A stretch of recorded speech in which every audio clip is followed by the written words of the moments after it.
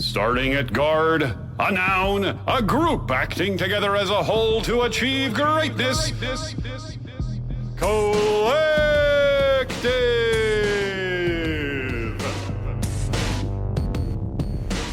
At forward, a noun, the game of skill, speed, and strategy played on the hardwood, and the conflict at the center of a galactic showdown between cartoons and aliens. Basketball!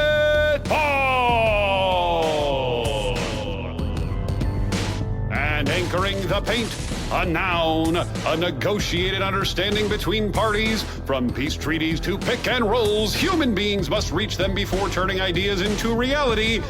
Agreements.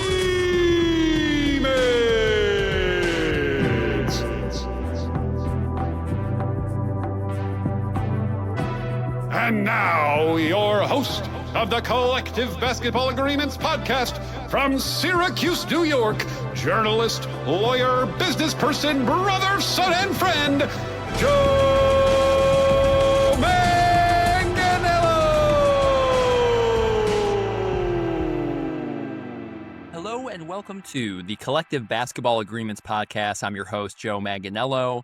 We just saw the 2025 WNBA Draft this past Monday, and so I wanted to take a break from our NBA offseason previews to discuss the performance of all 13 teams from the draft. Notably, one team, the Phoenix Mercury, did not make a selection, and in many respects, the New York Liberty did not participate. They had the last selection of the draft. They took a French prospect who we will likely not see for, quote, a few seasons, end quote. Jonathan Kolb had some great quotes after the event. In some ways a flex. I'm such a fan of Kolb, and I think he realizes that at the end of the third round, to do anything besides take a draft and stash doesn't really make sense in the current WNBA system and the rookie scale system. This is a player that historically, with the 38th, 37th, 36th selection, this type of player almost never makes the roster. So to take a French player, Aja Kane, 20 years old, a 6'3" center, in the French league, 4.9 points a game, 4.0 rebounds. This is quoting Kolb, quote, "We pride ourselves on embracing the global nature of the game. We selected Kane, a talented young player from a strong program in France who will continue to develop overseas for the next few years with our support from afar." So, the Liberty know what they're doing. They have about $290,000 in cap space, and they're going to sign Maureen Johannes, Isabel Harrison, Kennedy Burke to minimum contracts. MJ's minimum is actually considered a rookie scale minimum because she's played in the WNBA less than 3 years.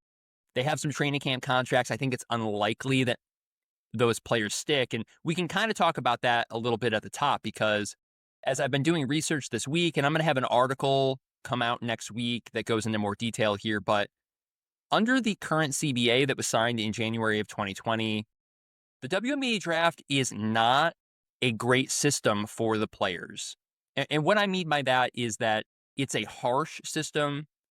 It's hard on the youngest players in the game. You have 3 rounds of drafts, but really the front half of the draft is where you see the vast majority of players get placed on teams and stick with teams for multiple years of service. It becomes increasingly unlikely that a player will make their draft team roster at the end of the second round or in the third round.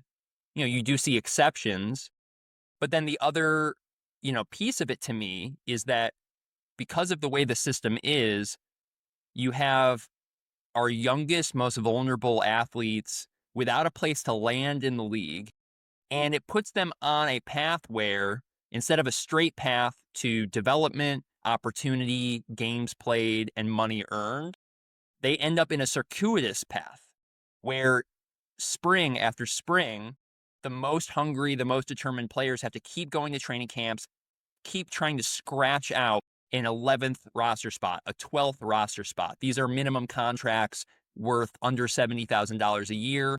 And in many cases, the goal isn't even to make a standard contract, a standard roster spot with a salary of between $65,000 and $70,000. The goal is to impress the front office so that the next time they need to sign a 7-day contract or a hardship contract, that these players are top of mind so that they can compete for $5,000, $10,000, $15,000. Many players who were drafted in the second or third round of some of these drafts are not starting a career as much as picking up gigs. Here are some stats. 81 players between the 2000 and 2023 draft, so 81 out of 144, failed to record a single year of service for their draft team. That means they did not end their first year with the team that drafted them. 50 players out of 144, so about 1/3, failed to record a single WNBA game. That one is particularly galling to me, just the idea that this system makes it incredibly difficult for players to even get experience. And there isn't a developmental league, there's no in between. And so we're far removed from the era of saying 144 and the conversation stops at, the pride of those 144 players. Because to me, this system, it stunts the growth of dozens and dozens of other young players that should be a part of the professional women's basketball league in America, the greatest women's professional league in the world.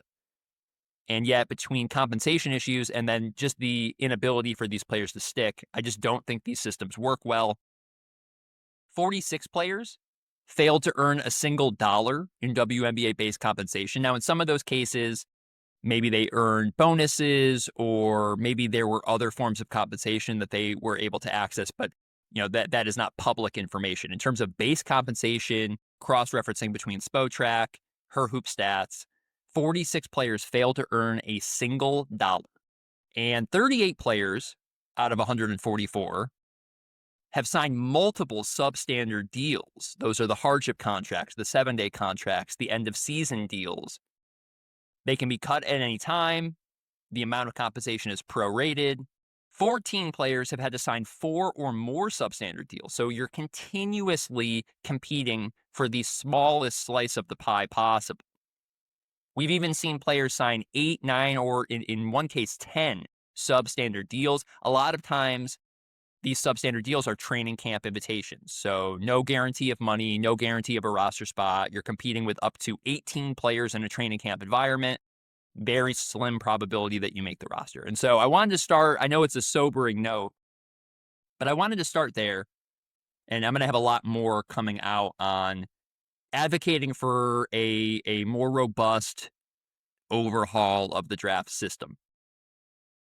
But from there, why don't we start right at the top?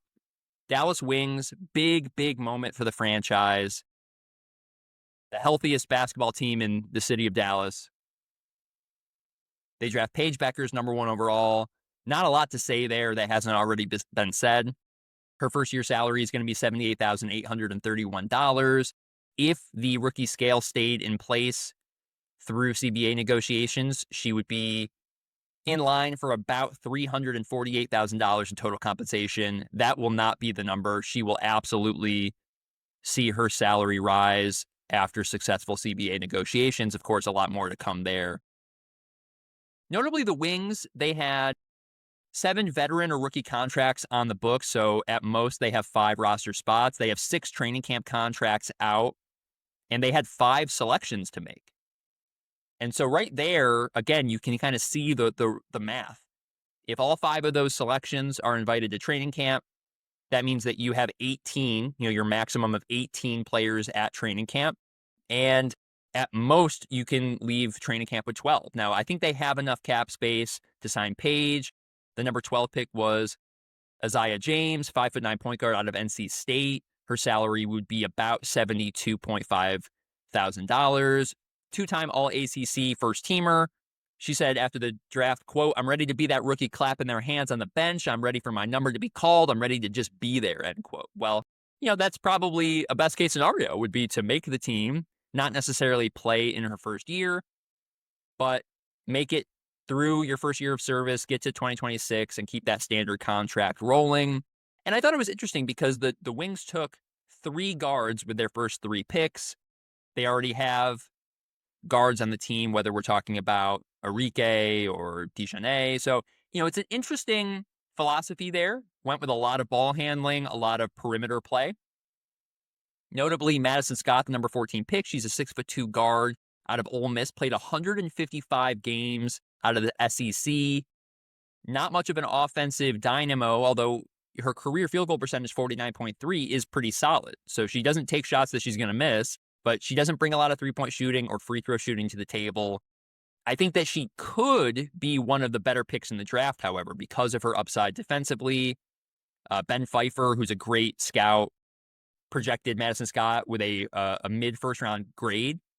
A lot of opportunity as a weak side rim protector, versatile perimeter defender. So I think that we're going to see Beckers, James, and Scott all make the final roster. That would leave 1 or 2 training camp spots left for the Dallas Wings. Kurt Miller running the show there. We're going to see exactly how that goes, but definitely a big, big week for the Dallas Wings. But in some ways, the story coming out of the draft, in my opinion, is the Seattle Storm with the number 2 pick coming away with Dominique Malonga. 6'6", 7'1" wingspan out of France, 19 years old. She's on the same contract as Paige. Seattle came into the draft. Well, first of all, Seattle is a title contender, in my opinion. Even though they traded Jewel Lloyd, they have enough talent in-house. Gabby Williams, Ezzy, NECA, Skylar. I mean, they have a great team. And so now they're adding one of the best physical specimens we've ever seen in the WNBA. I imagine Dominique will play right away, although with this front court in Seattle, it's probably likely that she'll have a bench role and will be brought along slowly. Everything I said at the top is true.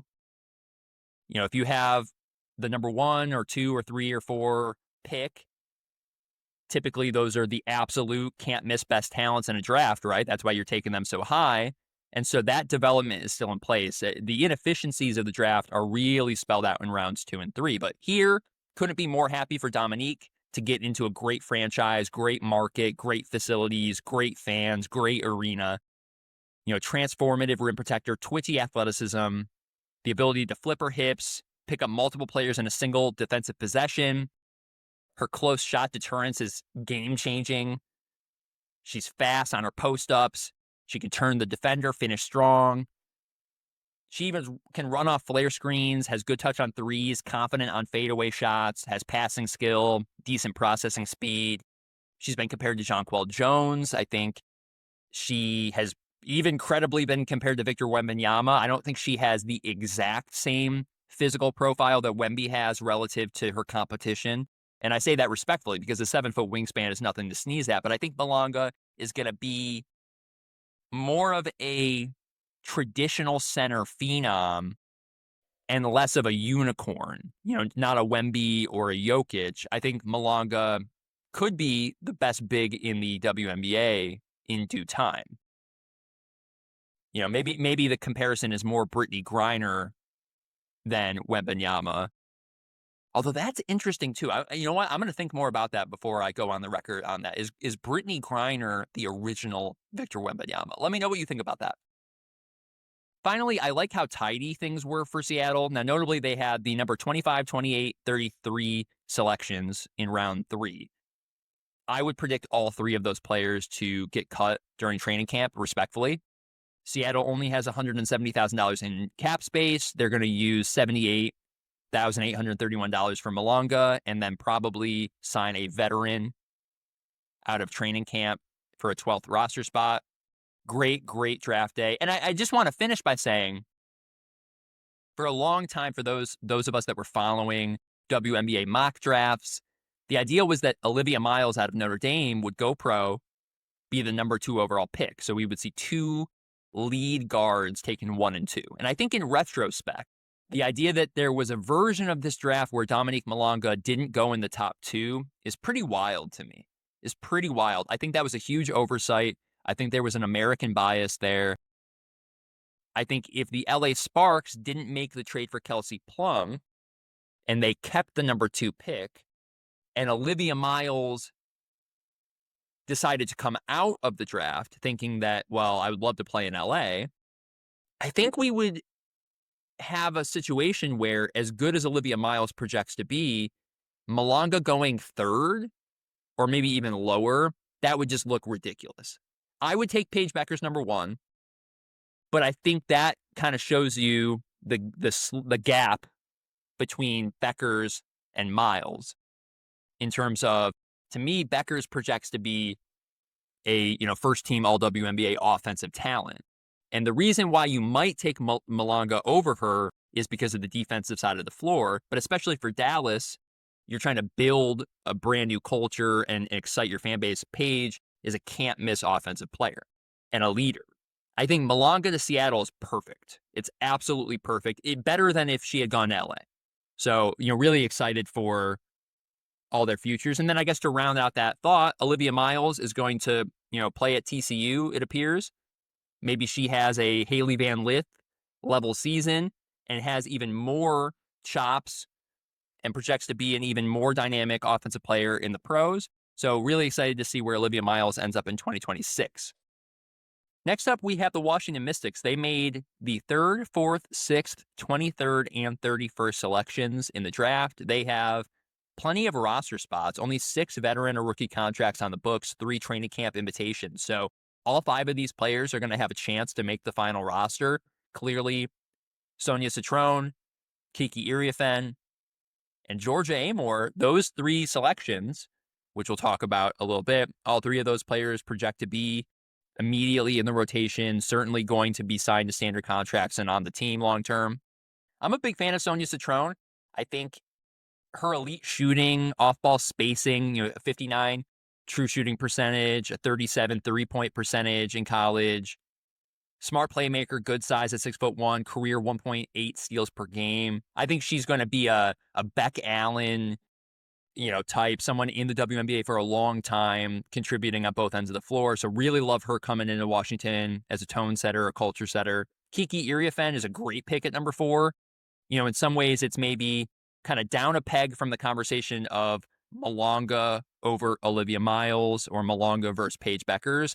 I think Kiki going 4th could absolutely, in a few years, could look a little ridiculous, right? If she can find a way to translate her tenacity as an offensive rebounder. She had a career 30.3 usage rate between Stanford and USC, a 17.6 career rebounding percentage.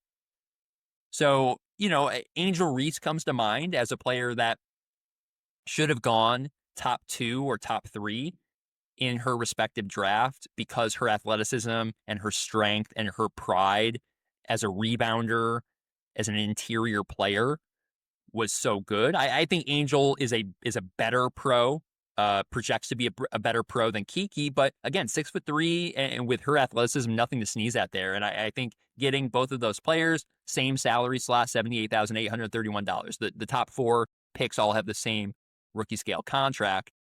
Hope Sonia and Kiki start from day one. Now, Georgia Amor was a little bit of a surprise, but I think it was a great choice to go with an offensive player and someone who projects to be a spark plug off the bench in the WNBA. Why not draft her to be, that 3rd guard of the future? You got Sonia Citrone will probably be your starting 2 long term. Maybe Georgia could grow into a starting point guard in the WNBA at 5'6". She's going to have some challenges there, but she played 156 career college games. She averaged at least 18.8 points, 6.8 assists, 2.5 threes per game over her last 2 seasons, including a career-high 3.3 three-pointers made per game in her junior year at Virginia Tech. Of course, she finished her career at Kentucky. So excited to see her land in the pros, and certainly will have a lot of playing time. I am pretty high on the number 23 selection, Lucy Olson, a 5'9" guard. She was at Villanova. Shout out to my alma mater. She was at Villanova for her junior year and averaged 23, 5, and 4, and 2.5 stocks per game. And then she went to Iowa, 18, 3, and 5 with 1.6 stocks. So she is someone who has great instincts defensively, despite some size questions. She's a great shooter, improved her 3-point shooting up to 2 made threes per 40 minutes in her final season, 36% in her final season, which is up from her career average in the low 30s. So she's improving as a shooter. She has great instincts as a defender, knows how to score. I mean, got buckets all throughout college. I think that she has a great chance of making the final roster. And if I was going to get really spicy, I would say that Lucy Olson might project to have an even better career than Georgia Amore in the sense that maybe Lucy Olson could turn herself into the starting point guard for this Mystics team. Could be an Olson and Citrone backcourt. You have Edwards, among other defensive players in that front court, and now you're adding Kiki Iriafen.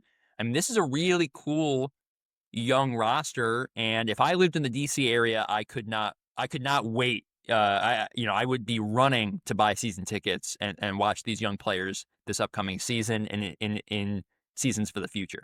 I will say, their number 31 selection, Zay Green, 25 years old. Respectfully, I don't believe that she will make the final roster, but that's more based on historical analysis in terms of what the number 31 selections end up typically being.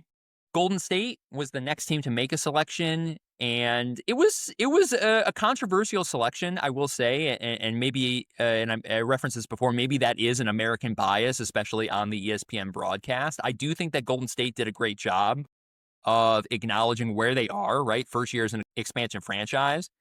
Who's the best player, the highest ceiling that we could take with this slot?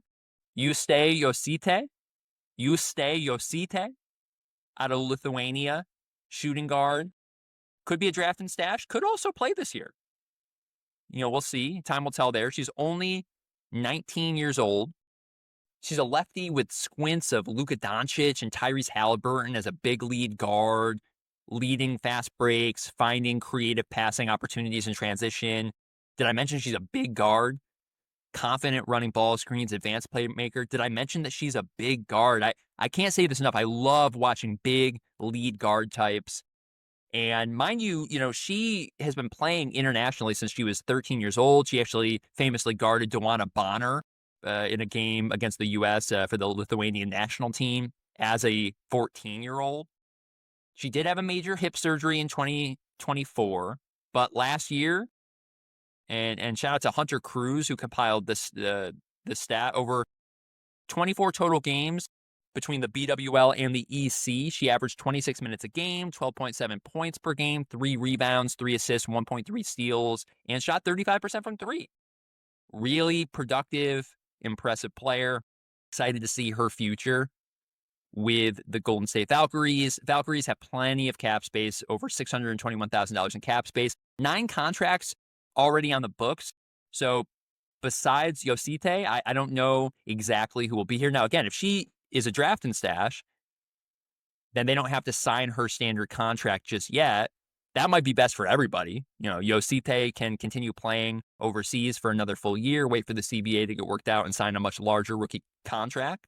This is a player who, again, in 2021, she was the MVP at the under 18s as a 15-year-old, averaged 20, 10 rebounds, 6.2 assists. In 2022, she was again the MVP at the under 18s, 19 points, 7 rebounds, 6.9 assists. This is a very, very productive player. Could be one of the best players to come into the WNBA during the 2020.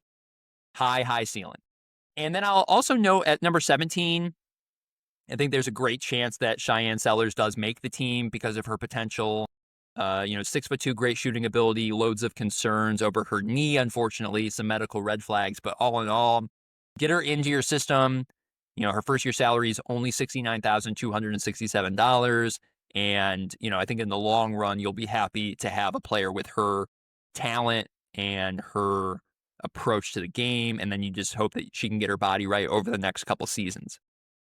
The next drafting team was the Connecticut Sun. They took the number 7 selection and number 8 selection, as well as number 25, who I really like, Rye Marshall out of USC. We're not going to talk a ton about her, but I really, really was impressed with her postseason play at USC. Great defensive player, career averages of 9.5 rebounds, 1.3 steals, 2.5 blocks per game.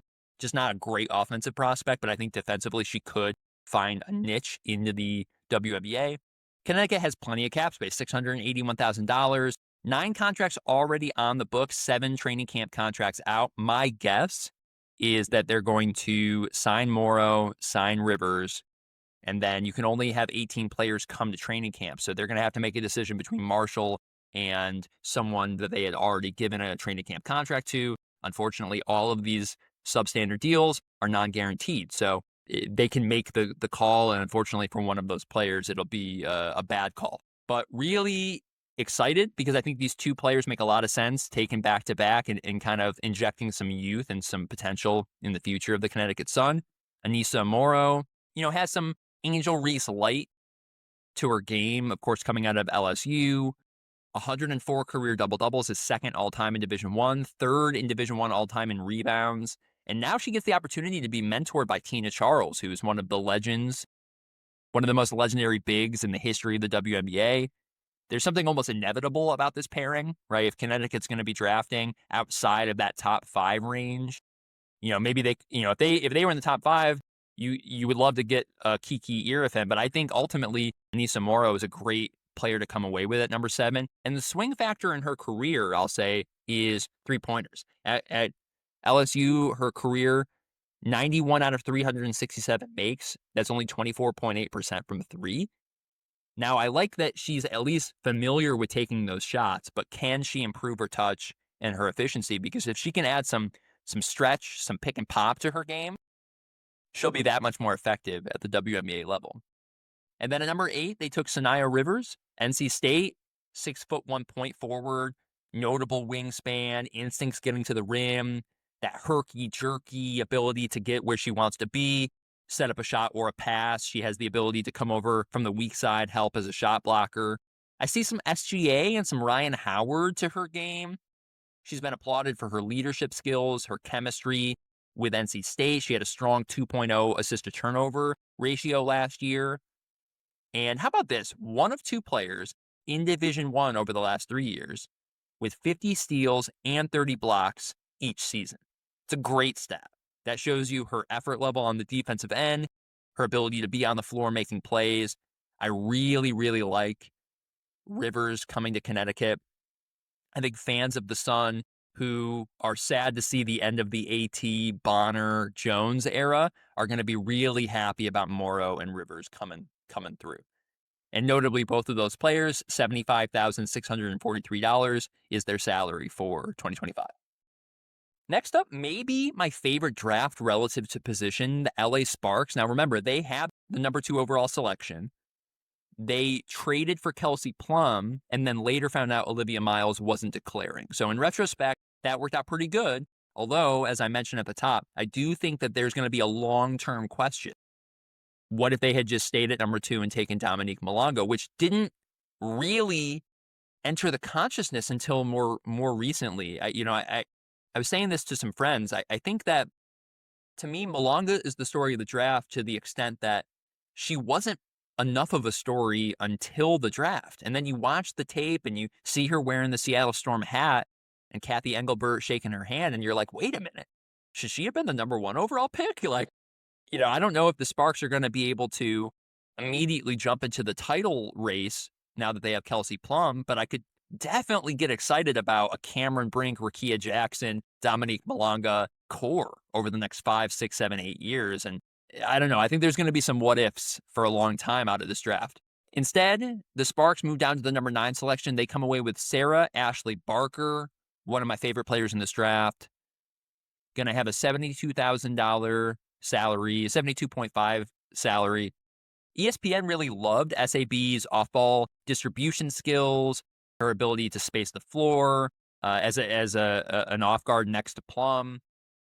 ESPN was predicting Haley Van Lith was going to go with that pick, and then Sarah was the pick. I just love Sarah's wide, strong body. Only 6 foot, but she plays so much bigger than her height with that wide frame. Very productive.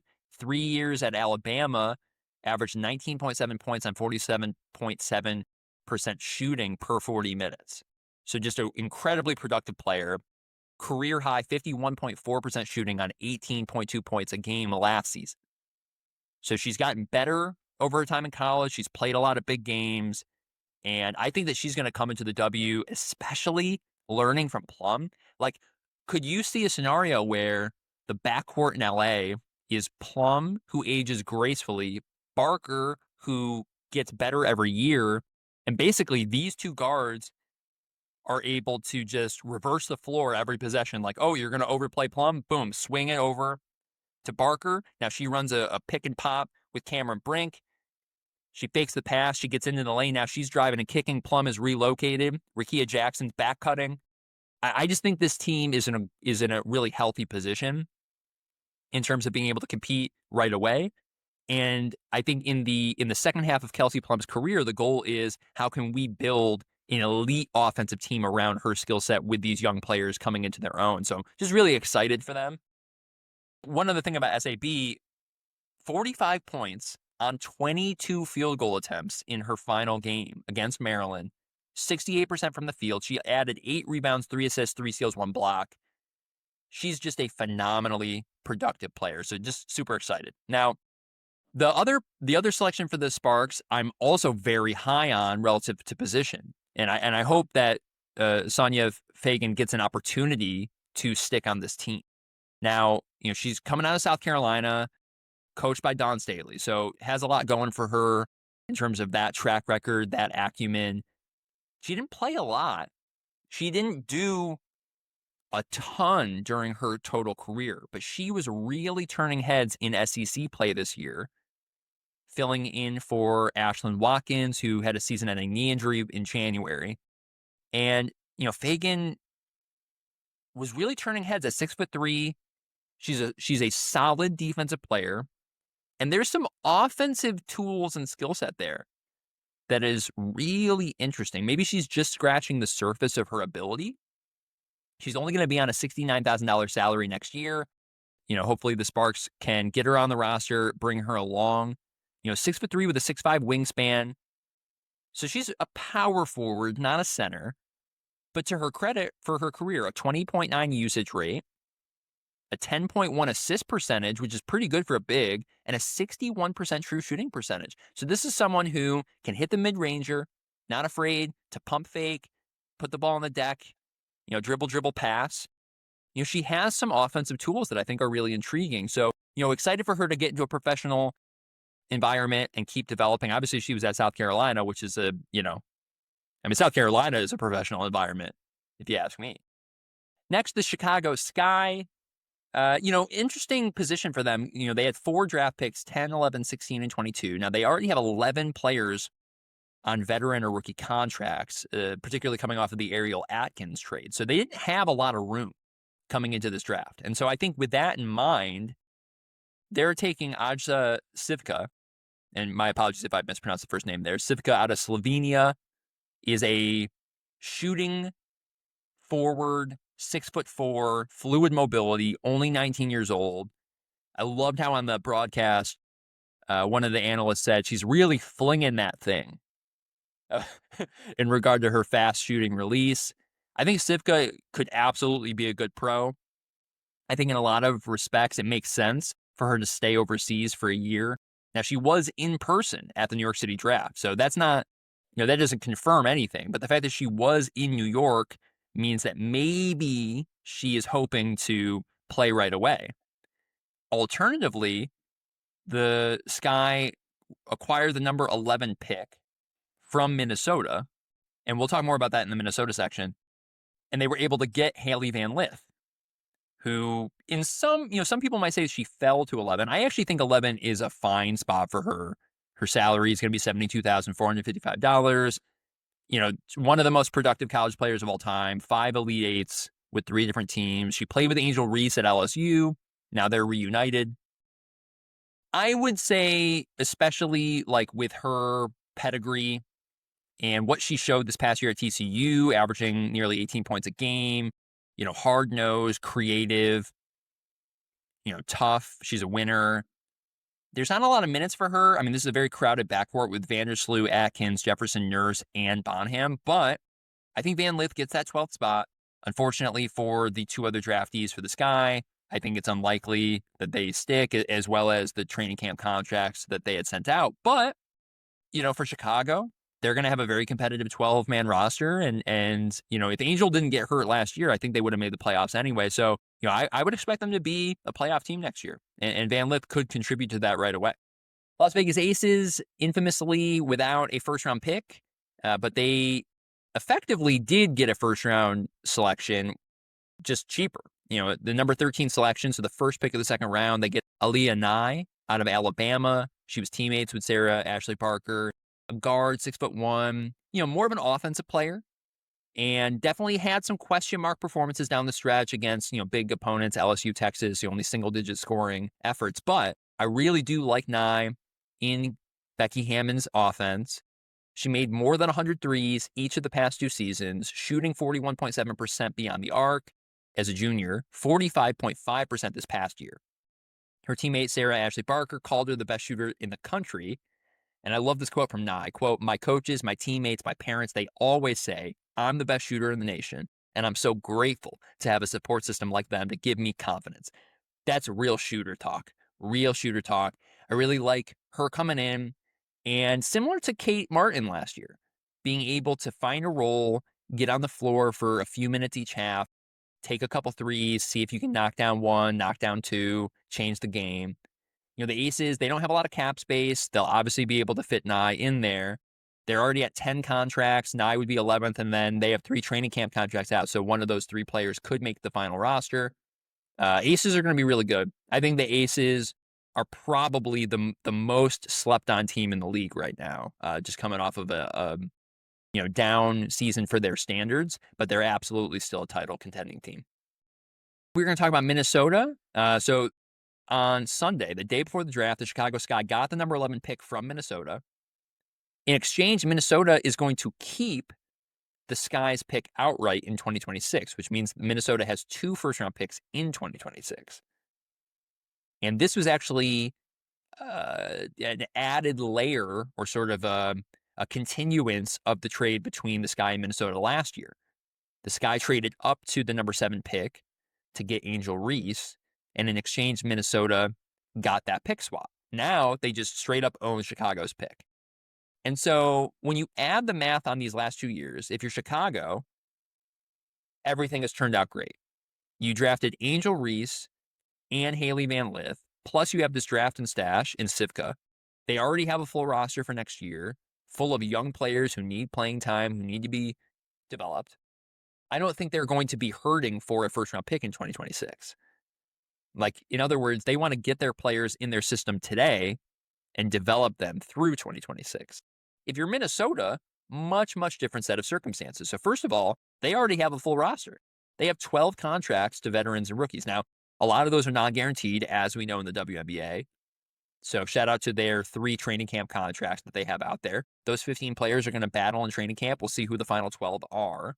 Notably, though, according to Spotrac, Minnesota only has $67,829 in cap space. That is less money than their number 15 selection, Anastasia Kosu, out of Russia, is set to make. That tells me that the conversation with Kosu and her representation is a cooperative draft and stash. Hey, we can't even pay you this year. Stay in Russia. We'll have a new CBA by 2026, and we'll sign your client in 2026 or whatever. If a lot of draft and stashes are multiple years, there's no rule against holding on to someone's draft rights for multiple seasons. Kosu is a 6'2", more of a power forward than small forward because she's a non-shooter. She hasn't played in great competition yet, so she might be a few years away just because she hasn't played against enough teams. But it feels like a draft and stash. I think Minnesota is executing on a very high level. The only thing I'll say is they did pass on Pow Pow and Sellers. So there is a retrospective where, maybe they set themselves up a little differently on draft night and they draft a player like that. But Minnesota's a title contending team. They already have their rotation firmed up. They don't have minutes for a rookie. So all in all, Minnesota is one of my favorite draft performances relative to their position. And I mentioned Tahina Pow Pow a second ago out of South Carolina. She goes number 18 overall to the Atlanta Dream. They did not have a first-round selection, but I think Pow Pow is a pretty great outcome for them in terms of bringing in somebody who should fit in very well in head coach Carl Schmesko's system, developing nicely alongside guard Jordan Canada. Pow Pow has improved on defense, has big game chops, great offensive feel. Of course, that off-ball gravity as a prolific shooter. She was 46.8% from 3 a season ago. And then as a senior, even though that dipped to 37%, for her career, 2.7 3-pointers made per 40 minutes on 40% shooting. So we're talking about one of the best shooting prospects out of college we've ever seen. On the one hand, she's only 5'9", not a great performer inside the arc. Her career true shooting percentage is only 55.1. A lot of that is missing twos. But her career 20.5 assist percentage and 1.5 steals per 40 minutes indicate that on both ends of the floor, her instincts and her determination, project well. I'm a fan. I think Pow Pow definitely has a chance to stick in the W. And then I'll even shout out Taylor Thierry, number 35 selection out of Ohio State. Not great size, only 5'11", but is a great shooter. Like one of the better shooting specialists you could imagine, and actually has really good defensive instincts. She would only make $66,000 next year. Her career 64.8 true shooting percentage and 2.7 steals per 40 minutes. That's over 131 games at Ohio State. I think this is someone that has the opportunity to compete and win a job out of training camp. Atlanta only has 9 veteran contracts and rookie contracts on the books. They have enough cap space to sign at least 2 players. They can sign Pow Pow and Thierry for, they have $145,000 in cap space. So they can sign both of those players, get to an 11-man roster pretty easily. They could also afford to sign a veteran minimum of about $77K as well as Pow Pow, and they would also be okay. So, Thierry's going to have to win that job. She's up against Ashley Jones and Maya Caldwell. Unfortunately, these are players who are no stranger to going to training camp and getting cut, as my research has been bearing out. But I think Atlanta did okay there to get Pow Pow and maybe even Thierry as a 11th man and a player that could come along as a specialist.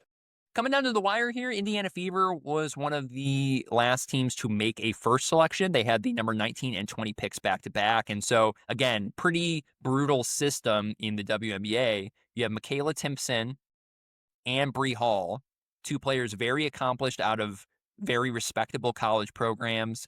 And essentially, they're going to be competing against each other head-to-head for the final roster spot here. Indiana only has $112,000 in cap space. They project to be an 11-man team, not a 12-man team. They have 10 contracts already on the books, veterans and rookies. They have 2 training camp invitations already out. And I think Timpson and Hall are going to be going head-to-head. So you have those 4 players going for one spot, essentially. If they made a trade, maybe they could open up more space, but I think it's pretty likely that that is the kind of nuts and bolts of it. And, Timpson could be the steal of the second round as a defensive star, averaged a double-double the past 2 seasons for the Seminoles. Should be a really great target for Caitlin Clark's passes. When you consider how fast Florida State played, 95th and 99th percentile in pace. She's a high-octane rim runner, 6'10" wingspan, 6'2" height. Maybe she's not big enough to play the 5, but could still be one of the best shot blockers in the country. And then with Bree Hall, it's a little different. More of a guard, wing size player, lockdown defender on the perimeter, played with Aaliyah Boston at South Carolina. And I think defensively, she could come in and be someone that could make a difference at the point of attack. We'll see. We'll see which one of those players, if not some of these other training camp invitations, could help. Now, I do want to note that cap space situation, only $112,000 in cap space, is made more dire because of the decision for Indiana to waive Katie Lou Samuelson, which was a fascinating transaction to, digest and think about. Of course, Samuelson immediately bounced to another team and is someone who is a WNBA level player. So it was a bit of a head scratcher of like, why are we just waiving her? Why couldn't there have been a trade? So that dead money, 7.1% of their salary cap, over $106,000, is straight up because they waived Katie Lou Samuelson. So yes, it opens up a roster spot. Yes, you do the agent a favor by giving their client a chance to go play somewhere else. But, that money is essentially dead against the cap and taking a 12th player opportunity away from them, which if you're the player union, how furious are you, right? Not only did they waive a good player, but now they don't have a 12th roster spot. I just want to point out that it's Jaylen Brown and Jillian Elaine who are the 2 training camp invitation players. So you have Timpson went to Florida State, Jaylen Brown went to California, Jillian Elaine went to Oregon, Bree Hall went to South Carolina. 4 very respectable programs. Add in Yvonne Ejim, who's at Gonzaga, was their number 32 overall selection. So these 5 players are going to go to the training camp. They've been playing for great college programs. Only one of those players is likely to make their final roster. And with that, I already went over the Liberty and their situation. Phoenix, I didn't touch on. They have plenty of cap space, only 7 contracts, veteran and rookie on the books, and 9 training camp contracts. They have already signed some undrafted rookies to add to that stable. I just haven't updated my Google sheet here. So, I think Phoenix is one of the more fascinating teams in terms of what their final roster actually looks like. In doing my research on past drafts, Phoenix has actually gone out and signed quite a few players who flamed out with their draft team and have been sitting on the market. And so they're going to have those types of players in training camp. So we'll see how many of those players stick with Phoenix. Obviously, they're very star-studded with Satu, Alyssa Thomas, and Kalia Copper. Sammy Wickham is a great veteran. And then a lot of this roster is going to be young players. So, which young players impress in training camp and earn playing time for the 2025 Phoenix Mercury is a great question. But I'm going to wrap it up there. Fascinating time to be a WNBA fan. Really, really anxious to see what happens out of training camp. Stick with us. Next week I'm going to resume my NBA off-season previews with the Western Conference. Got a great episode already in the canon for that. And then I'll follow up that episode with 2 other Western Conference episodes. And then by then, we're going to have NBA playoffs underway. WNBA season will have started. So plenty of great business of basketball insights and conversations to have. But for now, I'm your host, Joe Manganiello. Thanks for listening.